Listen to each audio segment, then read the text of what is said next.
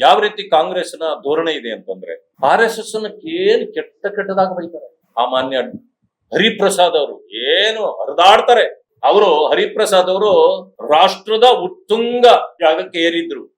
ಏನ್ all India general secretary, ಒಂದೇ ಒಂದು ಚುನಾವಣೆಯಲ್ಲಿ ಗೆದ್ದಿಲ್ಲ, 4-5 ಚುನಾವಣೆಯಲ್ಲಿ ನಿಂತರು. ಎಲ್ಲಾ ಕಡೆಯಲ್ಲೂ ಜನ ಸೋಲಿಸಿ ಓಡಿಸಿದ್ರು. ಏನು ಮಾತಿದ್ರೆ RSS ಅನ್ನೋದು ಈ ದೇಶದ ರಕ್ಷಣೆ ಮಾಡತಕ್ಕಂತ ಒಂದು ಸಂಸ್ಥೆ, ಸಂಘಟನೆ. ಅಲ್ಲಿ ತ್ಯಾಗ ಜೀವಿಗಳು ಬದುಕ್ತಾ ಇದ್ದಾರೆ.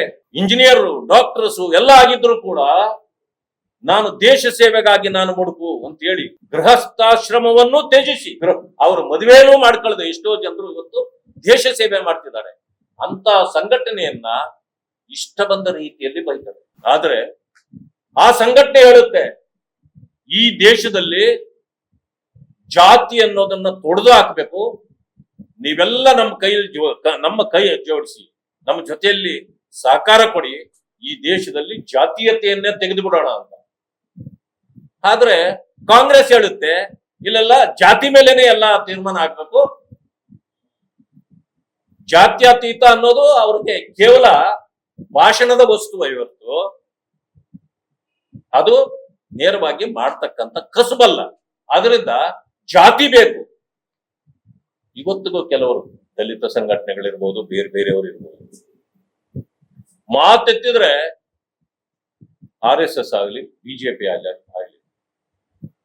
ಅವರು ಹಿಂದ ಯಾವುದೋ ಮನುಧರ್ಮಶಾಸ್ತ್ರಗಳು ಯಾವುದೋ ಇತ್ತು, ಎಲ್ಲರೂ ಮರ್ತೋಗಿದ್ದಾರೆ.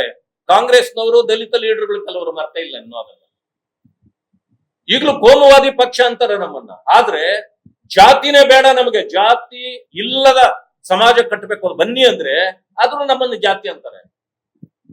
ನನಗೆ ಇನ್ನೊಂದು, ಈ ದಲಿತ ಸಂಘಟನೆಗಳು, DK ಶಿವಕುಮಾರ್ ಅವರು ಇಷ್ಟೊಂದು ಅಂಬೇಡ್ಕರ್ ಅವರ ಸಿದ್ಧಾಂತಗಳನ್ನ ವಿರೋಧಿಸಿ, ಆ ಸಂವಿಧಾನವನ್ನ ವಿರೋಧಿಸಿ ಇಷ್ಟೆಲ್ಲ ಮಾತಾಡಿದ್ರು, ದಲಿತರು ಭಯ ಬಂದ್ಬಿಟ್ಟಿದೆ. ಯಾಕೋ ಕಾಂಗ್ರೆಸ್ ಅನ್ನು ಮಾತಾಡಿಸಿದ್ರೆ ನಮ್ಮೇಲೆ ಏನೋ ನಮ್ಮ ಪರಿಸ್ಥಿತಿ ಕೆಟ್ಟೋಗುತ್ತೋ ಏನೋ ಗೊತ್ತಿಲ್ಲ. ಕೆಲವರು ಮಾತಾಡ್ತಾರೆ, ಇಲ್ಲ ಅಂತ ನಾನು ಹೇಳೋಲ್ಲ. ಆದ್ರೆ ಅನೇಕರು ಕಾಂಗ್ರೆಸ್ ಏನೇ ಮಾತಾಡಿದ್ರು ಒಪ್ಕೊಂಡು ಸುಮ್ಮನೆ ಇರ್ತಾರೆ. ಕಾಂಗ್ರೆಸ್ ಇಡೀ ದೇಶದಲ್ಲಿ 90% ಕಾಂಗ್ರೆಸ್ ಇದ್ದಾಗ ಬಾಬಾ ಸಾಹೇಬ್ ಅಂಬೇಡ್ಕರ್ ಅವರು ಈ ಕಾಂಗ್ರೆಸ್ ಸುಡುವ ಮನೆ, ದಲಿತರ ಪಾಲಿಗೆ ಇದು ಭವಿಷ್ಯ ಇಲ್ಲಿಲ್ಲ, ಈ ಕಾಂಗ್ರೆಸ್ ಸೇರ್ಬೇಡಿ ಅಂತ ಅವರು ಧೈರ್ಯವಾಗಿ ಹೇಳಿದ್ರು ಬಾಬಾ ಸಾಹೇಬ್ ಅಂಬೇಡ್ಕರ್. ಆ ಕಾಲ ಬೇರೆ. ಇವತ್ತು 90% ಕಾಂಗ್ರೆಸ್ ಸತ್ತೋಗಿದೆ, ಕೇವಲ 10% ಇರೋದು. ಬಾಬಾ ಸಾಹೇಬರು 90% ಇದ್ದಾಗ ಗಟ್ಟಿತನದಿಂದ ಹೇಳ್ತಾರೆ. ಇವತ್ತು ಕೇವಲ ಕಾಂಗ್ರೆಸ್ 10% ಇರುವಾಗ ದಲಿತರು ಎದುರಿ ಸಾಯ್ತಾರೆ. ಯಾಕೆ ಅಂತ ಗೊತ್ತಿಲ್ಲ. ನಾನು ಅವರಲ್ಲಿ ಮನವಿ ಮಾಡ್ತೇವೆ, ನಿಮ್ಮ ಜೊತೆಯಲ್ಲಿ ನಾವಿದ್ದೇವೆ. ಯಾರೇ ತಪ್ಪು ಮಾಡಲಿ, ಯಾರೇ ಬಾಬಾ ಸಾಹೇಬ್ ಅಂಬೇಡ್ಕರ್ ಅವರ ಸಂವಿಧಾನ ವಿರುದ್ಧವಾಗಲಿ, ಅಂಬೇಡ್ಕರ್ ವಿರುದ್ಧವಾಗಲಿ ಮಾತಾಡಿದ್ರೆ ಬೀದಿಗಿಳಿದು ಅವರ ವಿರುದ್ಧ ಹೋರಾಟ ಮಾಡಿದ್ವಿ, ನಾವು ಮಾಡಿದ್ರು ಕೂಡ ಮಾಡಿ ಅಂತಕ್ಕಂಥ ಮಾತನ್ನ ಅವರಿಗೆ ನಾನು ಹೇಳಲಿಕ್ಕೆ ಬಯಸ್ತೇನೆ. ಈ ಕಾಂಗ್ರೆಸ್ ಪಕ್ಷ ಜಾತ್ಯತೀತ ಅಲ್ಲ, ಇದು ಜಾತಿವಾದಿ ಪಕ್ಷ. ಆ ಕಾರಣದಿಂದ ಈ ಪಕ್ಷವನ್ನ ನಿರ್ನಾಮ ಮಾಡುವವರಿಗೆ ಈ ದೇಶಕ್ಕೆ ಭವಿಷ್ಯ ಇಲ್ಲ. ಯಾಕಂದ್ರೆ ವೋಟ್ ಬ್ಯಾಂಕ್ ಅಂತ ಕಾರಣಕ್ಕಾಗಿ ಎಲ್ಲರನ್ನು ಓಲೈಕೆ ಮಾಡಿ ಈ ದೇಶವನ್ನ ನಾಶ ಮಾಡತಕ್ಕಂತ ಪರಿಸ್ಥಿತಿ ಇವತ್ತು ಬಂದಿದೆ. ಆದ್ರಿಂದ ಮೋದಿಯಂತ ನಾಯಕರು ಈ ದೇಶಕ್ಕೆ ಬೇಕು. ನಾವೆಲ್ಲರೂ ಸೇರಿ ಭಾರತೀಯ ಜನತಾ ಪಕ್ಷವನ್ನು ಕಟ್ಟಬೇಕು.